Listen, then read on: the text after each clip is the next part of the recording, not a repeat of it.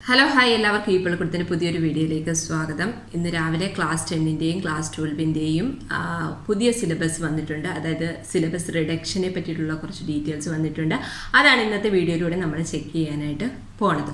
ആരെങ്കിലും ഈ ചാനൽ ആദ്യമായിട്ടാണ് കാണുന്നതെങ്കിൽ ചാനൽ സബ്സ്ക്രൈബ് ചെയ്യുക. അതേപോലെ തന്നെ ഇതിലെ ഇൻഫർമേഷൻ നിങ്ങൾക്ക് യൂസ്ഫുൾ ആയി തോന്നുന്നുണ്ടെങ്കിൽ നിങ്ങളുടെ ഫ്രണ്ട്സുമായിട്ട് ഷെയർ ചെയ്യുക. നമ്മൾ ക്ലാസ് 12 ഫിസിക്സിൻ്റെ സിലബസിൽ എന്തൊക്കെ മാറ്റങ്ങൾ വന്നിട്ടുണ്ടെന്നാണ് ഡീറ്റെയിൽ ആയിട്ട് നോക്കാനായിട്ട് പോണത്. കഴിഞ്ഞ പ്രാവശ്യം തന്നെ സിലബസ് റിഡക്ഷൻ ഉണ്ടായിരുന്നു. അതിൻ്റെ എക്സാക്ട് കോപ്പി റിഡക്ഷൻ തന്നെയാണ് ഇത്തവണയും വന്നിട്ടുള്ളത്. മാർക്കിങ്ങിൽ മാത്രമേ ഉള്ളൂ ഡിഫറൻസ് ഉള്ളത്. നമുക്കറിയാം കഴിഞ്ഞ വർഷത്തിൽ നിന്ന് ഡിഫറൻ്റ് ആയിട്ട് ഇത്തവണ CBSE 2 ടേംസ് ആയിട്ട് അക്കാഡമിക് ഇയറിനെ ഡിവൈഡ് ചെയ്തിട്ടുണ്ട്. അപ്പോൾ ടേം 1 എന്തൊക്കെയാണ് പോർഷൻ, ടേം 2 എന്തൊക്കെയാണ് പോർഷൻ ഇൻക്ലൂഡ് ചെയ്തിട്ടുള്ളതെന്ന് നമുക്ക് ഈ ഒരു ഡോക്യുമെൻറ്റിൽ കൂടെ അറിയാനായിട്ട് പറ്റും. അതേപോലെ തന്നെ എത്ര മാർക്കിനാണ് നിങ്ങൾക്ക് എക്സാം എഴുതാനായിട്ട് പോകുന്നത്. First time multiple choice question ആണെന്ന് പറഞ്ഞു. എത്ര മാർക്കിന് മൾട്ടിപ്പിൾ ചോയ്സ് ക്വസ്റ്റ്യൻ. സെക്കൻഡ് ടേമിൽ നിങ്ങൾക്ക് എങ്ങനെയുള്ള എക്സാം ആയിരിക്കും, എത്ര മാർക്കിനായിരിക്കും, നിങ്ങളുടെ പ്രാക്ടിക്കൽ എത്ര മാർക്കിനായിരിക്കും വരാൻ പോകുന്നത്, നിങ്ങളുടെ റെക്കോർഡ് എന്തിനൊക്കെ പറ്റിയാണ് എഴുതേണ്ടത്, എന്തൊക്കെ കാര്യങ്ങളാണ് നിങ്ങൾ ശ്രദ്ധിക്കുന്നത് എന്നുള്ള കാര്യങ്ങളെല്ലാം വളരെ ഡീറ്റെയിൽ ആയിട്ട് നമ്മളിന്ന് വീഡിയോയിൽ പറയുന്നുണ്ട്. അതുകൊണ്ട് തന്നെ വീഡിയോ അവസാനം വരെ കാണാനായിട്ട് ശ്രമിക്കും. അപ്പോൾ ഇതാണ് അതിൻ്റെ ഭാഗമായിട്ട് വന്നിട്ടുള്ള ഒരു ഡോക്യുമെന്റ്. ആക്ച്വലി നമുക്ക് 2021 അല്ല ഇത്തവണ വരേണ്ടത്, 21-22 അക്കാഡമിക് ഇയർ ആണ് നമ്മുടെ ഇത്തവണത്തത്. ആ ഒരു മിസ്റ്റേക്ക് ആദ്യത്തെ ഒരു ലൈനിൽ നിങ്ങൾക്ക് കാണാൻ പറ്റും. But the document is the same. പിന്നെ ഉള്ള വ്യത്യാസം മാർക്ക് അവർ ഓരോ പ്രാവശ്യം എത്രയാണെന്നുള്ളതിന്റെ ഇൻഫർമേഷൻസ് ഒക്കെ ഇതിനകത്ത് കൊടുത്തിട്ടുണ്ട്. നിങ്ങൾക്ക് CBSEയുടെ ഒഫീഷ്യൽ സൈറ്റിൽ നിന്ന് ഈ ഡോക്യുമെന്റ് ഡൗൺലോഡ് ചെയ്യാൻ പറ്റുന്നതാണ്. അത് എല്ലാ സബ്ജക്റ്റിന്റെ അവൈലബിൾ ആണ്. ഇപ്പൊ നമ്മൾ ഇന്ന് ഫിസിക്സ് മാത്രമേ ഇവിടെ പറയുന്നുള്ളൂ. അപ്പോൾ ഇതിന്റെ ഒരു ഇനിഷ്യലായിട്ട് നമ്മുടെ തിയറിയും പ്രാക്ടിക്കലും 2 ടേമിലും ഉണ്ടായിരിക്കും. തിയറിയെയും പ്രാക്ടിക്കലിനെയും രണ്ടായിട്ട് അവര് 2 ടേംസിലുള്ളതായിട്ട് ഡിവൈഡ് ചെയ്തിട്ടുണ്ട്. Course will be done in 2 terms. Each term will be assessed individually. Syllabus assigned for term 1 ആണ് ഈ കൊടുത്തിരിക്കുന്നത്. അപ്പൊ നേരത്തെ നമ്മൾ പറഞ്ഞ പോലെ 90 മിനിറ്റ്സ് എക്സാം ആയിരിക്കും, മൾട്ടിപ്പിൾ ചോയ്സ് എക്സാം ആയിരിക്കും ടേം 1 നിങ്ങൾക്ക് ഉണ്ടായിരിക്കുക. അതിന്റെ മാർക്ക് 35 ആണ് വന്നേക്കുന്നത്. ഞാനൊരു എബോവ് 50 ഒക്കെയാണ് ആക്ച്വലി ഞാൻ എക്സ്പെക്ട് ചെയ്തത്. ബിക്കോസ് ടൈം 90 മിനിറ്റും മാർക്സ് 35ഉം ആന്ന് പറയുമ്പോൾ ഭയങ്കര വേരിയേഷൻ ആണ് മൾട്ടിപ്പിൾ ചോയ്സിൽ അത് വരുന്നത്. ബട്ട് നിങ്ങൾക്ക് എനിക്കൊന്ന് കുറച്ചുകൂടെ ക്വസ്റ്റ്യൻസ് കുറവാണ്. 35 ക്വസ്റ്റ്യൻസും ഏകദേശം അതിന്റെ ഒരു ഇരട്ടിയിൽ കൂടുതൽ സമയവും നിങ്ങൾക്ക് കിട്ടുന്നുണ്ട്, 90 മിനിറ്റ്സ്. സോ ഇറ്റ് ഈസ് അത് ആവശ്യത്തിന് സമയമുണ്ട് ക്വസ്റ്റ്യൻസ് ചെയ്യാനായിട്ട്. സോ ഇതാണ് നിങ്ങളുടെ 35 മാർക്കായിരിക്കും നിങ്ങൾക്ക് ഒരു മൾട്ടിപ്പിൾ ചോയ്സ് ക്വസ്റ്റ്യനിൽ നിങ്ങൾക്ക് ചോദിക്കുന്നത്. 35 ക്വസ്റ്റ്യൻസ് ആയിരിക്കും, because most of the questions carries 1 mark. So 35 questions ഉള്ള ഒരു മൾട്ടിപ്പിൾ ചോയ്സ് പേപ്പർ ആയിരിക്കും നിങ്ങൾക്ക് ടേം 1 ഉണ്ടായിരിക്കുക.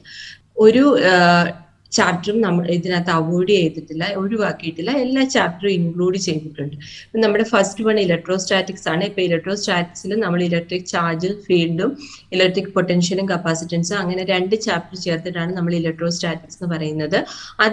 അതും പിന്നെ രണ്ടാമത്തെ ചാപ്റ്ററായ കറണ്ട് ഇലക്ട്രിസിറ്റി അതോട് ചേർത്തിട്ട് 17 മാർക്സ് ആണ് വന്നിട്ടുള്ളത്. ഇതിന്റെ രണ്ടിനെയും കൂടെ കമ്പൈൻ ചെയ്ത്, അതായത് ഇതിൽ നിന്ന് 2ൽ നിന്നും 17 മാർക്കിനുള്ള ക്വസ്റ്റ്യൻസ് മൾട്ടിപ്പിൾ ചോയ്സ് ക്വസ്റ്റ്യൻ നിങ്ങൾക്ക് എക്സ്പെക്ട് ചെയ്യാം. പിന്നീട് വന്നിട്ടുള്ളത് magnetic effects of current and magnetism ആണ്. Moving charges and magnetism and matter.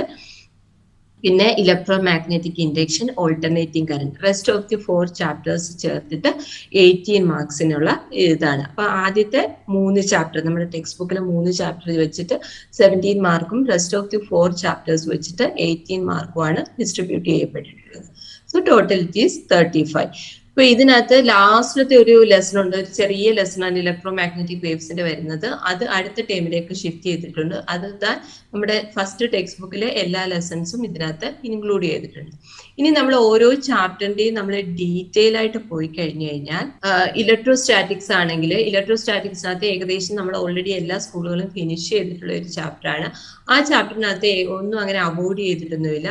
ആ ഒരു ചാപ്റ്ററിനകത്ത് റിമൂവ് ചെയ്തിട്ടുള്ള ഒരു പോർഷൻ എന്ന് പറഞ്ഞു കഴിഞ്ഞാൽ ഗോസസ് ലോയുടെ ലാസ്റ്റ് ആയിട്ടുള്ള ഒരു ആപ്ലിക്കേഷൻ ഉണ്ട്, തിൻ സ്പെറിക്കൽ ഷെല്ലിന്റെ. ആ ഒരു ആപ്ലിക്കേഷൻ മാത്രമേ ആ ലെസണിൽ നിന്ന് പോയിട്ടുള്ളൂ. അപ്പോൾ അതിനകത്ത് വേറെ ചേഞ്ചസ് ഒന്നും നിങ്ങൾ പ്രതീക്ഷിക്കേണ്ട. രണ്ടാമത്തതിന്റെ കേസിൽ ഇലക്ട്രോസ്റ്റാറ്റിക് പൊട്ടൻഷ്യൽ ആൻഡ് കപ്പാസിറ്റൻസിലും ഈ പറഞ്ഞ സെയിം തന്നെയാണ്, വലിയ ചേഞ്ചസ് ഒന്നുമില്ല. ലാസ്റ്റ് വരുന്ന ഒരു വാൻഡിഗ്രാഫ്, അതിപ്പോൾ കുറേ നാളുകൊണ്ട് റിമൂവ് ചെയ്തിട്ടുള്ള ഒരു പോർഷനാണ്. വാൻഡിഗ്രാഫ് ജനറേറ്റർ വെച്ചിട്ട് ബാക്കിയെല്ലാം ഇതിനകത്ത് ഇൻക്ലൂഡ് ചെയ്തിട്ടുണ്ട്. ഇനിയും വരുന്നത് കറണ്ട് ഇലക്ട്രിസിറ്റി ആണ്. അപ്പൊ കറണ്ട് ഇലക്ട്രിസിറ്റി ലെസന്റെ കേസിൽ അതിനകത്ത് അവോയ്ഡ് ചെയ്തിട്ടുള്ളതെന്ന് പറഞ്ഞു കഴിഞ്ഞാല് resistance in series and parallel എന്നുള്ള പോർഷൻ ആണ് റിമൂവ് ചെയ്തിട്ടുള്ളത്. അത് പക്ഷെ നിങ്ങൾ 10th പഠിച്ചതുകൊണ്ടാവാം ബാക്കി എല്ലാ പോർഷൻസും, അതായത് resistance, electrical energy and power, electrical resistivity and conductivity, temperature dependence, internal resistance, അതെല്ലാം വന്നിട്ടുണ്ട്. പക്ഷെ ഈ ഒരു portion series and parallel resistance remove ചെയ്തിട്ടുണ്ട്. പിന്നീട് നമ്മുടെ മീറ്റർ ബ്രിഡ്ജും പൊട്ടൻഷ്യോമീറ്ററിന്റെയും ക്വാളിറ്റേറ്റീവ് ഐഡിയാസ് ഉള്ളി എന്നാണ് പറഞ്ഞിരിക്കുന്നത്. ബിക്കോസ് നമുക്കത് പ്രാക്ടിക്കലിനാണ് ആവശ്യമുള്ളത്. അതുകൊണ്ട് തന്നെ ക്വാളിറ്റേറ്റീവ് ഐഡിയാസ് ആണ് ചോദിച്ചിരിക്കുന്നത്. ബിക്കോസ് അതിന് തിയറി ചോദിക്കാം, അല്ലെങ്കിൽ ഇതോടെ മൾട്ടിപ്പിൾ ചോയ്സ് ആയ സ്ഥിതിക്ക് തിയറി ചോദിക്കാനൊന്നും വലിയ ചാൻസ് ഒന്നും ഇല്ല. ബട്ട് ഇതിന്റെ രണ്ടിന്റെയും തിയറി അറിഞ്ഞിരുന്നെങ്കിൽ മാത്രമേ നമുക്ക് പ്രാക്ടിക്കലി ചെയ്യാനായിട്ട് പറ്റത്തുള്ളൂ. അപ്പോൾ അതുകൊണ്ട് അതിന്റെ ന്യൂമറിക്കലി ചിലപ്പോൾ അവോയ്ഡ് ചെയ്യപ്പെട്ടേക്കാം. അതായിരിക്കും ഈ ഒരു കഴിഞ്ഞ പ്രാവശ്യം ഈ ഒരു സ്റ്റേറ്റ്മെന്റ് ഉണ്ടായിരുന്നു. അത് എന്താണെന്ന് ചോദിച്ചപ്പോൾ പല ആൾക്കാർക്കും അതിനെപ്പറ്റി വലിയ ഐഡിയ ഒന്നും ഉണ്ടായിരുന്നില്ല. ക്വസ്റ്റ്യൻ പേപ്പർ വരുമ്പോൾ നമുക്കറിയാമെന്നുള്ള രീതിയിലായിരുന്നു ഇരുന്നത്. ബിക്കോസ് എന്തായാലും നിങ്ങളിത് പഠിച്ചേ പറ്റത്തുള്ളൂ. ബിക്കോസ് നമുക്ക് പ്രാക്ടിക്കലി ചെയ്യാനായിട്ട് ഉണ്ട്. ആ ഒരു ചേഞ്ചാണ് കറണ്ട് ഇലക്ട്രിസിറ്റിയിലുള്ളത്. Next lesson moving charges and magnetics. ഇതിനകത്ത് ഒരു ഡിഫറൻസും എനിക്ക് തോന്നിയില്ല. It is almost the same. Because അത് കണക്റ്റഡ് ആയിട്ടുള്ള കുറെ ടോപ്പിക്സ് ആണ്. സോ അതിനകത്ത് ഒന്നും റിമൂവ് ചെയ്യാനായിട്ട് ഇല്ല. പിന്നെ ഒരു വലിയ ചേഞ്ചസ്, അവരൊരു ഭയങ്കര ചേഞ്ച് കൊണ്ടുവരുന്നു എന്നൊക്കെ പറഞ്ഞു കഴിഞ്ഞാൽ, ഒന്ന് റെഡ്യൂസ് ചെയ്തു എന്നൊക്കെ പറഞ്ഞു കഴിഞ്ഞാൽ ചാപ്റ്റർ 5-ലാണുള്ളത്. ചാപ്റ്റർ 5-ന്റെ 5.6 ശേഷമുള്ള പോർഷൻസ് റിമൂവ് ചെയ്തിട്ടുണ്ട്. അത് ഈ സിലബസിനകത്ത് ഇൻക്ലൂഡ് ചെയ്തിട്ടില്ല. 5.6 ഓൺവേർഡ്സ് ഒരു പലതരത്തിലുള്ള മാഗ്നറ്റിക് മെറ്റീരിയൽസിന്റെ ഒക്കെ ഒരു പോർഷൻ ഉണ്ട്. തിയറി ആയിട്ടാണ് അത് മോസ്റ്റ്ലി വരുന്നത്. ആ ഒരു പോർഷൻ ആ 5.6 ശേഷം നിങ്ങൾക്ക് പഠിക്കേണ്ടതായിട്ട് ഇല്ല. അടുത്ത electromagnetic induction and alternating current. Electromagnetic induction and alternating കറന്റിനകത്തും ഈ പറഞ്ഞ പോലെ മിക്കവാറും എല്ലാ കാര്യങ്ങളും ഇൻക്ലൂഡ് ചെയ്തിട്ടുണ്ട്. അതിന്റെ ലാസ്റ്റ് വരുന്ന AC ജനറേറ്റർ ഇതിന്റെ ലാസ്റ്റിലാണ് ടെക്സ്റ്റ് ബുക്കിൽ ഇൻക്ലൂഡ് ചെയ്തിരിക്കുന്നത്. ആ പോർഷൻ ഈ ഒരു ലെസണിൽ അവർ മെൻഷൻ ചെയ്തിട്ടില്ല. AC ജനറേറ്റർ എന്നുള്ള ലാസ്റ്റ് പോർഷൻ നമുക്കിത് നോക്കുമ്പോൾ വളരെ ചെറുതായിട്ട് തോന്നുമെങ്കിലും ഇതിനകത്ത് ഒന്നുമില്ല, ഒന്നും അവോയ്ഡ് ചെയ്യാൻ പറ്റത്തില്ലെന്നാണ് ടെക്സ്റ്റ് ബുക്കുമായിട്ട് കമ്പയർ ചെയ്തപ്പോൾ എനിക്ക് തോന്നിയത്. എല്ലാ പോർഷനും പഠിച്ചേ പറ്റത്തുള്ളൂ. ബിക്കോസ് സെൽഫ് ആൻഡ് മ്യൂച്വൽ ഇൻഡക്ഷന്റെ തന്നെ കുറെ ആപ്ലിക്കേഷൻസ് ഉണ്ട്. അതൊന്നും പഠിക്കേണ്ടായിരിക്കും എന്ന് എനിക്ക് തോന്നുന്നില്ല. യു ഹാവ് ടു ലേൺ എന്നുള്ളതാണ് എനിക്ക് തോന്നുന്നത്. Next one is alternating current. ഈ പറഞ്ഞ പോലെ ഓൾട്ടർനേറ്റിംഗ് കറന്റിലും എല്ലാം അതും ഇതുപോലെ കണ്ടിന്യൂസ് പോർഷൻ ആണ്. ഇടയ്ക്കൊന്നും എടുത്തു കളയാനായിട്ട് പറ്റില്ല. ഈവൻ ദോ ഇവരിവിടെ മെൻഷൻ ചെയ്തിട്ടില്ല എങ്കിൽ പോലും നമ്മളത് പഠിച്ചു വന്നെങ്കിൽ മാത്രമേ നമുക്ക് LCRും ആ റെസൊണൻസ് ആ ഒരു പോർഷനിലേക്കൊക്കെ എത്തിച്ചേരാനായിട്ട് പറ്റത്തുള്ളൂ. പിന്നെ ഇതിനകത്തുള്ള ഒരു ചേഞ്ച് എന്ന് പറഞ്ഞു കഴിഞ്ഞാൽ ഈ AC ജനറേറ്ററിന്റെ പോർഷൻ ഇവർ ഇവിടെ ഓൾട്ടർനേറ്റിംഗ് കറണ്ടിലാണ് കൊടുത്തിരിക്കുന്നത്. പക്ഷെ അത് ടെക്സ്റ്റ് ബുക്കിൽ വരുന്നത് ഇലക്ട്രോമാഗ്നറ്റിക് ഇൻഡക്ഷനിലാണ്.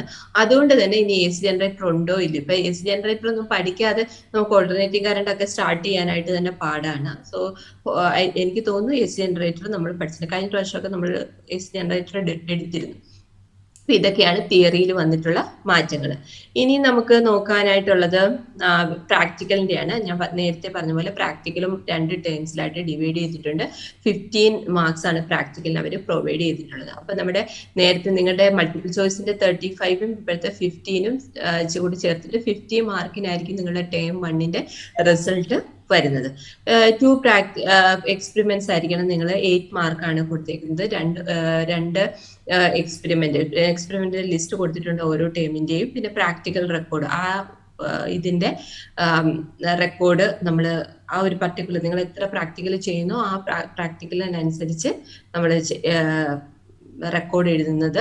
പിന്നെ viva on experiments and activities 5 mark. വൈവയ്ക്ക് നന്നാ മാർക്ക് കൊടുത്തിട്ടുണ്ട് റെക്കോർഡിനെക്കാട്ടിലും 5 marks. The record to be submitted by the student at the time of first time examination has to include record of at least 4 experiment. അതൊരു വലിയ ഒത്തിരി എഴുതേണ്ട ആവശ്യമില്ല. 4 എക്സ്പെരിമെന്റ്സിന്റെ റെക്കോർഡ് മതി. അതേപോലെ തന്നെ 3 activities demonstrated by the teacher. അപ്പോൾ ഏതെങ്കിലും ഒരു 4 എക്സ്പെരിമെന്റ് എഴുതുക, ടീച്ചർ പറയുന്ന 3 ആക്ടിവിറ്റീസ് എഴുതുക, എന്നിട്ട് പ്രാക്ടിക്കൽ. അതുകൊണ്ടായിരിക്കും ഒരുപക്ഷെ അതിന്റെ മാർക്ക് 2 ആയിട്ട് മാറ്റിയത്. അങ്ങനെ ടോട്ടൽ 15 മാർക്സ് ആണ് നമുക്ക് പ്രാക്ടിക്കലിന് വന്നിട്ടുള്ളത്.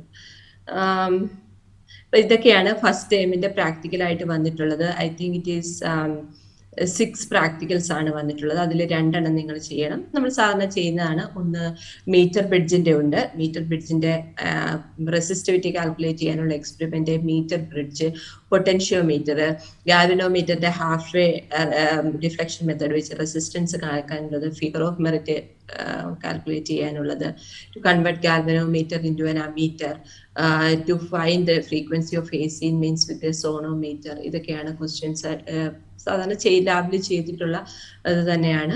ഇതിനകത്തുനിന്ന് ഏതെങ്കിലുമൊക്കെ ഓർ കൊടുത്തിട്ടുണ്ട്, അത് ചൂസ് ചെയ്തിട്ട് നിങ്ങൾക്ക് ചെയ്യാം. ഇപ്പോൾ 4 എഴുതാനായിട്ട് പറഞ്ഞേക്കുന്നത്.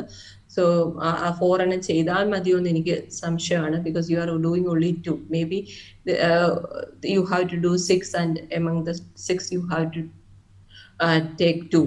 അങ്ങനെയുള്ള രീതിയിലായിരിക്കാം വരുന്നത്. പിന്നെ ആക്ടിവിറ്റി കൊടുത്തിട്ടുണ്ട്. അത് നിങ്ങളുടെ ടീച്ചർ ചെയ്യുന്ന ആക്ടിവിറ്റീസ് ആണ്. നിങ്ങൾ അതിന്റെ ലാബ് എഴുതുന്നു എന്നുള്ളതേ ഉള്ളൂ. ഒരു ലിസ്റ്റ് ഓഫ് ആക്ടിവിറ്റീസ് കൊടുത്തിട്ടുണ്ട്. ഇതൊക്കെ പൊതുവെ നമ്മൾ ലാബിൽ ചെയ്യുന്ന ആക്ടിവിറ്റീസ് തന്നെയാണ്. പിന്നീടുള്ളത് ടേം 2 ആണ്. ടേം 2 കോഴ്സ് 35 മാർക്കാണ് പറഞ്ഞിരിക്കുന്നത്. ഇപ്പം നേരത്തെ പറഞ്ഞിട്ടുണ്ടായിരുന്നു ടേം 2 ഒരു പക്ഷേ എക്സാമിന്റെ പാറ്റേൺ ഡിഫറെന്റ് ആയിരിക്കും. മൾട്ടിപ്പിൾ ചോയ്സ് തന്നെ ആവണമെന്നില്ല. അപ്പൊ ലോങ് ആൻസർ, ഷോർട്ട് ആൻസർ. പക്ഷെ അവിടെയും എനിക്കറിയില്ല 2 hours എക്സാം ആണ് പറഞ്ഞിരിക്കുന്നത്. But the mark remains the same. 35 മാർക്കിന്റെ എക്സാം ആണ് പറഞ്ഞിരിക്കുന്നത്. നേരത്തെ ഇതിൽ കൂടുതൽ സമയമായിരുന്നു. മാർക്ക് ഏകദേശം ഇതിന്റെ ഡബിൾ ആയിരുന്നു എന്ന് എനിക്ക് തോന്നുന്നു. 70 മാർക്കായിരുന്നു തോന്നുന്നു. ഇവിടെ ഇത്തവണ അങ്ങനെയല്ല, 2 hours 35 എന്നുള്ള രീതിയിലാണ് കൊടുത്തിരിക്കുന്നത്. നമ്മുടെ ലെസൺസ് ഒരു ലെസൺ അവോയ്ഡ് ചെയ്തിട്ടില്ല. ഇലക്ട്രോ മാഗ്നറ്റിക് വേവ്സ് ഉണ്ട്, അതൊരു ചെറിയ ലെസൺ ആണ്. റേ ഒപ്റ്റിക്സും വേ ഒപ്റ്റിക്സും കൂടെ ചേർത്ത് 17 മാർക്സ് ആണ് പറഞ്ഞിട്ടുള്ളത്. Dual nature of matter, atoms, nucleus അതെല്ലാം കൂടെ ചേർത്തിട്ട് 11 മാർക്സ്. സെമി കണ്ടക്ടേഴ്സിന് 7 mark. So it is total 35 marks ആയിട്ടാണ് കൊടുത്തിരിക്കുന്നത്. ഇലക്ട്രോ മാഗ്നറ്റിക് വേവ്സ് വളരെ ചെറിയ ലെസൺ ആണ്. നിങ്ങൾ അത് ജസ്റ്റ് ഇതിനകത്ത് പറഞ്ഞിട്ടുള്ള കഴിഞ്ഞ പ്രാവശ്യം നമ്മൾ കൂടുതലും എന്താണ് ഇലക്ട്രോ മാഗ്നറ്റിക് വേവ്സ്, അതിന്റെ ക്യാരക്ടറിസ്റ്റിക്സ്, പിന്നെ അതിന്റെ ഇലക്ട്രോ മാഗ്നറ്റിക് സ്പെക്ട്രത്തിലെ വേവ്സിന്റെ ഉപയോഗങ്ങൾ, ഇത് മാത്രമാണ് കഴിഞ്ഞ പ്രാവശ്യം ചെയ്തത്. സോ അതായിരിക്കും ആ ചാപ്റ്റർ. പിന്നെ ഒപ്റ്റിക്സിൽ കുറച്ച് വ്യത്യാസമുണ്ട്. ഒപ്റ്റിക്സിന്റെ ലെസന്റെ first portion reflection related portion ആണ് വരുന്നത്. റിഫ്ലക്ഷൻ കംപ്ലീറ്റ്ലി അവോയ്ഡ് ചെയ്തിട്ടുണ്ട്. മിററിന്റെ പോർഷൻ കംപ്ലീറ്റ്ലി അവോയ്ഡ് ചെയ്തിട്ടുണ്ട്. It start with refraction. റിഫ്രാക്ഷന്റെ ഓൺലൈൻ ചെയ്യുന്ന റിഫ്ലക്ഷൻ, ഒപ്റ്റിക്കൽ ഫൈബേഴ്സ്, ലെൻസ്, അത് ആ ഒരു ടോപ്പിക്, ഒപ്റ്റിക്കൽ ഇൻസ്ട്രുമെന്റ്സ്, അതൊക്കെ ആ ഒരു ലെസൺ ആണ്. റേ ഒപ്റ്റിക്സിൽ ആദ്യത്തെ കുറച്ച് പാർട്ട് അവോയ്ഡ് ചെയ്തിട്ടുണ്ട്. Wave optics almost remain the same. വലിയ ചേഞ്ച് ഒന്നും വേവ് ഒപ്റ്റിക്സിൽ ഉണ്ടായിട്ടില്ല. Dual nature of radiation and matter കഴിഞ്ഞ പ്രാവശ്യം നമ്മളെല്ലാം പഠിച്ചു. ആ ലെസൺസിന്റെ ഒക്കെ ഫോട്ടോ ഇലക്ട്രിക് എഫക്റ്റ്, ഇതൊക്കെ എല്ലാം പഠിച്ചിട്ടുള്ള ടോപ്പിക് ആയിരുന്നു.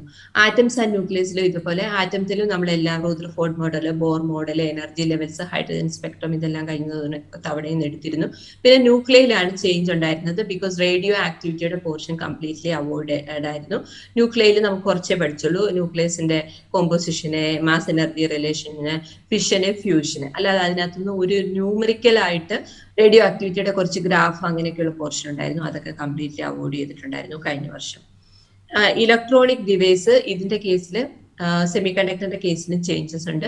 നമ്മൾ സോളാർ സെല്ല് വരെ പഠിച്ചാൽ മതി. അത് കഴിഞ്ഞിട്ടുള്ള പോർഷൻസ് ഒന്നും നമുക്ക് ഇല്ല. Energy bands, semiconductors, insulators, semiconductor diode, IV characteristics, rectifier, special purpose of PN junction, LED, photodiode, solar cell, അതുവരെയുള്ള പോർഷൻ മാത്രം നമുക്ക് അതിൽ നിന്ന് പഠിച്ചാൽ മതി. ഇതാണ് അതിന്റെ ഒരു ബിക്കോസ് 7 പീരിയഡ്സ് മാത്രമേ അതിന് അലോക്കേറ്റ് ചെയ്തിട്ടുള്ളൂ. സോ ഇതാണ് അതിന് വരുന്ന ചേഞ്ചസ്. അതേപോലെ പ്രാക്ടിക്കൽ അഗെയിൻ ഈ പ്രാക്ടിക്കൽ 1.5 hours ആണ് അലോക്കേറ്റ് ചെയ്തിട്ടുള്ളത്. 15 മാർക്സ് ആണ്. ബിക്കോസ് ഒരു പക്ഷേ എന്തുകൊണ്ടാണ് അങ്ങനെ ഒരു ചേഞ്ച്? ബിക്കോസ് നമ്മുടെ first പ്രാക്ടിക്കലിന് that is also 1.5 hour. ഇതിനും 1.5 hour ആണ് കൊടുത്തിരിക്കുന്നത്. 15 മാർക്ക്. ബിക്കോസ് നിങ്ങൾക്ക് 2 പ്രാക്ടിക്കൽ ചെയ്യേണ്ടത് കൊണ്ടാണ് അത്രയും സമയം കൊടുത്തിരിക്കുന്നത്. സെയിം പാറ്റേൺ ആണ്. വൈവയ്ക്ക് 5 മാർക്ക്, പ്രാക്ടീസ് റെക്കോർഡിന് 2 മാർക്ക്, നിങ്ങൾക്ക് 4 എക്സ്പെരിമെന്റും 3 ആക്ടിവിറ്റീസും ആയിരിക്കണം നിങ്ങൾക്ക് ചെയ്യേണ്ടത്. Second practical examination will be organised by school as per the direction of CBSE and viva will be taken by both internal and external observers. Term 2 ആകുമ്പോഴത്തേക്കും സ്കൂളുകളിൽ എക്സാം നടത്താനായിരുന്നു ഉദ്ദേശിച്ചിരിക്കുന്നത്. അതുകൊണ്ടാണ് അങ്ങനെയുള്ള ചില ചേഞ്ചസ് ഒക്കെ വന്നിട്ടുള്ളത്. എക്സ്പെരിമെന്റ് സെയിം തന്നെയാണ്. ലെൻസ് മിറർ ഇല്ലാത്തത് കാരണം മിററിന്റെ പോർഷൻസ് അവോയ്ഡ് ചെയ്തിട്ടുണ്ട്. കോൺവെക്സ് മിറർ കൊടുത്തിട്ടുണ്ട്. യൂസിങ് എ കോൺവെക്സ് ലെൻസ് ആണ് കൂടുതൽ ഇമ്പോർട്ടൻസ് കൊടുത്തിട്ടുള്ളത്. പ്രിസം എക്സ്പെരിമെന്റ് ഉണ്ട്, ട്രാവലിംഗ് മൈക്രോസ്കോപ്പ്, റിഫ്രാക്റ്റീവ് ഇൻഡെക്സ് കണ്ടുപിടിക്കാനായിട്ട്, പി എൻ ജംഗ്ഷന്റെ ക്യാരക്ടറിസ്റ്റിക്സ്. ഇവിടെ 6 പ്രാക്ടിക്കലാണ്. നിങ്ങൾക്ക് എനിക്ക് ഇതിനകത്തുനിന്ന് 4 റെക്കോർഡ് എഴുതാനായിട്ട് പറ്റും. ആക്ടിവിറ്റിയും സെയിം തന്നെയാണ്, നമ്മൾ സാധാരണ ചെയ്യാറുള്ള ആക്ടിവിറ്റിയാണ്. Intensity of light source of LDR, polaroid, to observe diffraction of light due to a thin slit. ഇപ്പൊ ഇതിനകത്ത് ടീച്ചറിന് ചൂസ് ചെയ്തിട്ടുള്ള എനി 3 നമുക്ക് ചെയ്യാനായിട്ട് പറ്റും. ഇപ്പൊ ഇതിനകത്ത് കുറെ ആക്ടിവിറ്റി കൊടുത്തിട്ടുണ്ട്. മിക്കവാറും ടീച്ചേഴ്സ് ഒരു 4-5 ആക്ടിവിറ്റി മാത്രമേ ക്ലാസ്സുകളിൽ ചെയ്യിപ്പിക്കത്തുള്ളൂ. അപ്പൊ ഇതാണ് ആക്ടിവിറ്റീസ്. ഇത്രയൊക്കെയാണ് ഈ ഒരു അപ്ഡേറ്റിനകത്ത് വന്നിട്ടുള്ളത്. പിന്നീട് ഇതിന്റെ കൂടെ തന്നെ 2 ഡോക്യുമെന്റ് കൂടെ CBSE റിലീസ് ചെയ്തിട്ടുണ്ട്. അതിനകത്ത് പറഞ്ഞിട്ടുള്ള ഒരു കാര്യം എന്ന് വെച്ച് കഴിഞ്ഞാൽ, ഇപ്പൊ നമ്മുടെ 30 മാർക്ക് പ്രാക്ടിക്കലിന്റെ ടേം 1 പ്രാക്ടിക്കൽ നമുക്ക് സ്കൂളുകളിൽ നടത്താൻ പറ്റിയില്ല. ബിക്കോസ് പ്രാക്ടിക്കൽ ഇങ്ങനെ പറയുന്നുണ്ട്. അതിന്റെ ഓൾട്ടർനേറ്റീവ് ആയിട്ട് അതിന് 15 മാർക്കിന്റെ റിട്ടേൺ എക്സാം നിങ്ങൾക്ക് ഉണ്ടായിരിക്കുമെന്ന് CBSE ഇതിന്റെ കൂടെ തന്നെ കൊടുത്തിട്ടുള്ള ഒരു ഡോക്യുമെന്റിൽ മെൻഷൻ ചെയ്തിട്ടുണ്ട്. ഇപ്പൊ സപ്പോസ് നിങ്ങൾക്ക് ടേം 1 നിങ്ങളുടെ പ്രാക്ടിക്കൽ നടന്നില്ല എങ്കിൽ നിങ്ങളുടെ ആ പ്രാക്ടിക്കൽ നിങ്ങൾ റെക്കോർഡ് എഴുതിയതിനെയും നിങ്ങളുടെ ആക്ടിവിറ്റീസിനെയും ബേസ് ചെയ്തിട്ടുള്ള ഒരു 15 mark written examination instead of practical നിങ്ങൾക്ക് ഉണ്ടായിരിക്കും. അത് സ്കൂളിൽ കറക്റ്റ് ചെയ്തതിന് ശേഷം അവര് നിങ്ങളുടെ മൾട്ടിപ്പിൾ ചോയ്സിന്റെ ആൻസറിന്റെ കൂടെ ആഡ് ചെയ്യുമെന്ന് വളരെ സ്പെസിഫിക് ആയിട്ട് മറ്റ് ഡോക്യുമെന്റിൽ CBSE പറഞ്ഞിട്ടുണ്ട്. സോ ഇതൊക്കെയാണ് ഇതിനകത്തുണ്ടായിട്ടുള്ള ചേഞ്ചസ്. ഇപ്പൊ കഴിഞ്ഞ പ്രാവശ്യം ഈ ചേഞ്ചിന് പറഞ്ഞതിന് ശേഷം നിങ്ങൾ ഒരു ആന എടുത്തിട്ട് ആനയുടെ വാല് മാത്രം മാറ്റിയിട്ട് വലിയ ചേഞ്ച് ഉണ്ടായി എന്ന് പറയുന്ന പോലെ ഒരു ചേഞ്ചാണ്. ആക്ച്വലി ഇത് വലിയ ചേഞ്ച് ഒന്നുമില്ല. പിന്നെ നമുക്കൊരു കാണുമ്പം 2ആയിട്ട് ഡിവൈഡ് ചെയ്തു എന്നുള്ളത് വലിയ കാര്യമാണ്. ഫസ്റ്റ് ടൈമിന്റെ ഉള്ള കാര്യങ്ങൾ സെക്കൻഡ് ടൈമിലേക്ക് വരില്ല. അല്ലെങ്കിൽ നമ്മൾ ഇത്രയും പ്രാക്ടിക്കലൂടെ ഒക്കെ പഠിച്ചുകൊണ്ട് എക്സാമിന് പോകണം. അത്രയും ബുദ്ധിമുട്ടൊന്നും ഇല്ല. പക്ഷെ ഉള്ള എക്സാം കുറച്ചുകൂടെ ലൈറ്റ് ആയിരിക്കും എന്ന് നമുക്ക് പ്രതീക്ഷിക്കാം. അപ്പൊ നമ്മുടെ സിലബസ് ഒക്കെ റെഡി ആയിട്ടുണ്ട്. അതുകൊണ്ട് തന്നെ കൂടുതൽ ഉത്സാഹത്തോടുകൂടി പഠിച്ചു തുടങ്ങുക. ഞാൻ ഈ ഡോക്യുമെന്റ് ഇതിന്റെ കൂടെ അറ്റാച്ച് ചെയ്തിരിക്കുക. ഇതുപോലെ എല്ലാ സബ്ജക്റ്റുകളുടെയും സിലബസ് ചേഞ്ചസ് വന്നിട്ടുണ്ട്. നിങ്ങൾക്ക് അതിലൂടെ ഗോ ത്രൂ ചെയ്യാനായിട്ട് പറ്റും. സോ വീണ്ടും പുതിയൊരു വിഷയമായി അടുത്ത വീഡിയോയിൽ കാണാം. ബൈ.